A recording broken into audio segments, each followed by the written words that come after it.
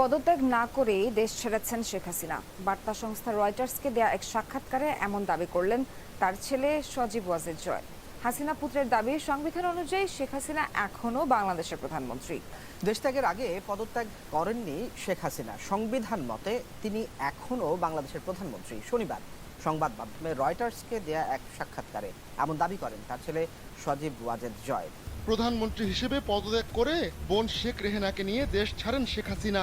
তবে তিনি কখনোই পদত্যাগ করেননি বলে দাবি করেছেন তার ছেলে সজীব ওয়াজেদ জয়। শনিবার বার্তা সংস্থা রয়টার্সকে দেয়া এক সাক্ষাৎকারে এমন দাবি করেন জয়।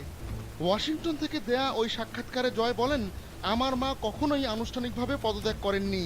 ভারতে পালিয়ে যাওয়ার আগে পদত্যাগ করেননি বাংলাদেশের সাবেক প্রধানমন্ত্রী শেখ হাসিনা।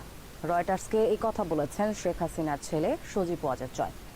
সদ্য সাবেক প্রধানমন্ত্রী শেখ হাসিনা আনুষ্ঠানিকভাবে পদত্যাগ করেননি বলে এবার মন্তব্য করেছেন তার ছেলে সজীব ওয়াজেদ জয়। সাংবিধানিকভাবে তিনি এখনো বাংলাদেশের প্রধানমন্ত্রী বলে দাবি করেন জয়। শেখ হাসিনা ভারতে যাওয়ার আগে প্রধানমন্ত্রীর পদ থেকে পদত্যাগ করেননি। 10 আগস্ট বার্তা সংস্থা রয়টার্সকে এ কথা বলেন তার ছেলে সজীব ওয়াজেদ জয়।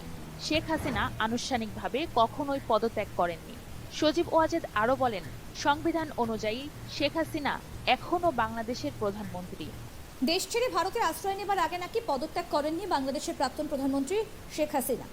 সংবাদ সংস্থা রয়টার্সকে দেওয়া এক সাক্ষাৎকারে বিস্ফোরক দাবি করেছেন হাসিনার ছেলে সজীব ওয়াজেদ জয়। সজীব ওয়াজেদ জয় বলেন, আমার মা আনুষ্ঠানিকভাবে কখনোই পদত্যাগ করেননি। সংবিধান অনুযায়ী তিনি এখনও বাংলাদেশের প্রধানমন্ত্রী।